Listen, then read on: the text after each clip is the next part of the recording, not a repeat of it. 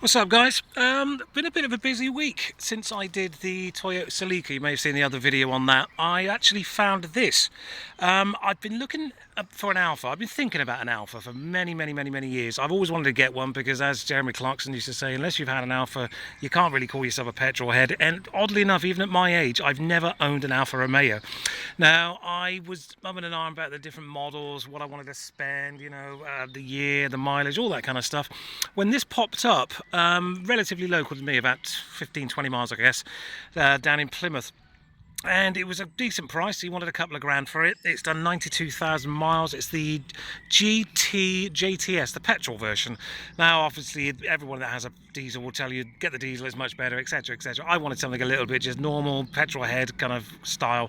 And as I said, this came up. The guy needed the money quicker than I needed the car kind of style. So I made him an offer he couldn't refuse in that respect, and I picked it up. And to be quite honest, I may well keep this. I may have found the car I want to keep, because ultimately these whole kind of series of videos were all about me trying different cars out, like a bucket list almost of every different car manufacturer, getting it, driving it, having it, seeing what I liked about it, what I didn't, and then right at the end of it, I was going to basically decide on, after all the cars I'd owned, I was going to decide on what I wanted, what manufacturer, what model, diesel, petrol, etc, etc. As I said, kind of a bucket list thing going on. And I found this, and I gotta say, I love this car. It's amazing what you can get for the money.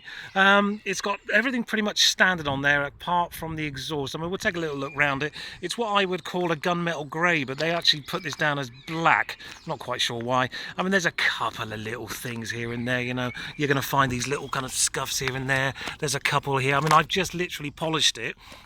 So it's kind of brought up the worst of it, as it were, I got a feeling it's not been loved, let's put it that way, but there's nothing that can't be fixed. You can get some touch-up paint and perhaps kind of do this little bit over here. There's a tiny bit of rust by the looks of it going on down here, and it's the same on the other side as well. I'm not sure what's going on with that. It's obviously the sills, I don't think they're rusty per se, but I don't like the look of the fact that the rear fender is all one huge unit that rolls down into the sill, so it's not going to be a case of just replacing the sill, is it? Not sure. It doesn't bother me that much at the moment, if I'm honest. I'll probably just touch it up or get it touched up professionally. If I decide to keep the car, then I'll get it done properly, obviously. If I decide to sell it, then I'll do it as cheaply as I can, based on the fact that I've got to try and make some money on it. Anyway, as I was saying about the exhaust, it's not a standard exhaust. It's this huge big bastard at the back here. Don't know what it is. Stainless steel system, he said, throughout. It's got reversing sensors all around the back. I'm not quite sure what's going on with that. They seem to just make a really loud noise and not do very much else, if I'm honest. So I'll jump on the forums, because I always join a forum if it's a car I've never had. Plenty of them about, or a Facebook page. And I'll jump on there and I'll see what the score is. Maybe it's just a new module. It could just be a quirky thing. I've ordered some badges as well, one for the boot and one for the front, because they're faded to buggery.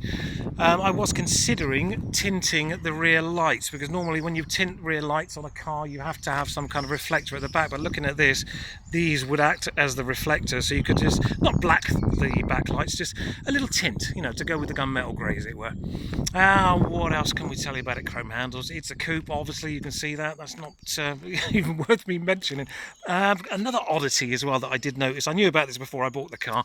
It's like someone's put the biggest powerful bulbs in the world in the headlights here, and it's literally melted the lens. And I've got a feeling these are Xenons. They look like Xenons, and it's both sides, and they're like 195 quid each to replace. So I'm not overly impressed with that, if I'm honest. Not sure again what I'm going to do about that. It all depends whether I keep the car or whether I sell it on. But I mean, just look at that stance. Isn't that just a beautiful looking motor? And on the inside as well, you've got all the toys. You've got your cruise control, 6 CD multiplay system in there, all Bose as well, which is kind of cool. Full leather. As I said, lots and lots of little toys to play about with, and cup holders. Just a really nice place to be. And look at the way those kind of hold you in, those seats. Incredibly comfortable. The one thing I would say it's missing is probably a sunroof. That would have been nice as a bonus, because it feels, being a coupe and being quite low down, it feels a little bit claustrophobic, if I'm honest. I'm not sure. I've only had it since yesterday, so and that was yesterday night. I've not even taken it out for a very, very good drive yet, but you know, it's the airbag light was on for the passenger. Simple fix. Right down there underneath the seat is a little cable, bit of gaffer tape, tie it up. The light went out. Basically, it just happens when people move the seat. The guy had a young child and he had a child seat in the back of here, and I get the feeling that obviously the seat moving backwards and forwards like so, being that it's a coupe, just basically pulled the wire and it was sent off a warning saying, you know, airbag warning, warning, all that kind of nonsense. But it's not on anymore, so that's kind of cool. This is very funny as well, just like the Mini. If you open the door like that, the window goes down and then it goes back up. Just thought I'd mention it. Not much else to say. Once I've gotten used to this car, I may make another video on it, because as I said, I really, really, really like this car. And it was all about getting as many cars as I could get, working out which manufacturer I thought was best, which model I thought was best. Do I want 4-door, 2-door, petrol, diesel, turbo, supercharged, whatever, you know. But so far, I'm really liking this, you know, and it wasn't much more than $1,000. Can you believe that? For all this, and it's a 2004 with 92,000 miles on it.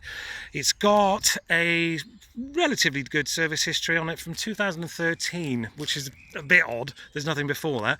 But at 72,000 miles, which was about 4 years ago, they reckon they did a cam belt change. Nah. The problem with those kind of things that I've noticed throughout this little game that I'm playing at the moment is that they put the stamp in the book, and then there's a little tick list down the side which you can tick to say what's been done. Now, how easy is it for somebody to just tick the timing belt section of that after the garage has actually stamped it? The only real way that I think you're going to know is if you call the garage and say, hello, you did some work on this car, do you have a record of doing the cam belt change? I get a feeling probably a lot of them are going to turn around and say, no mate, all we did was an oil change.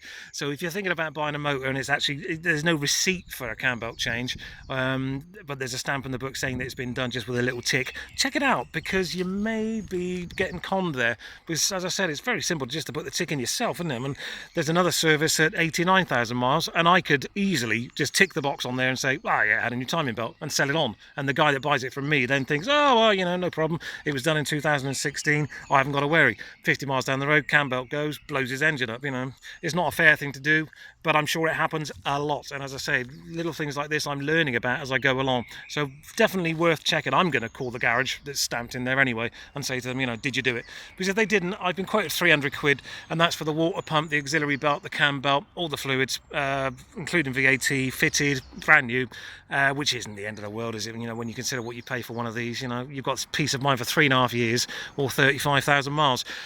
Yes, you heard me right, 35,000 miles, you've got to change the cam belts on these.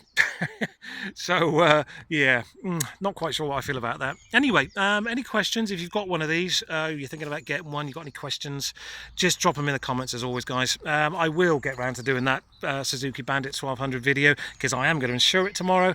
But as you can see, another glorious summer's day in Cornwall, and I'm a fair weather biker, I'm afraid. I don't go out in the rain.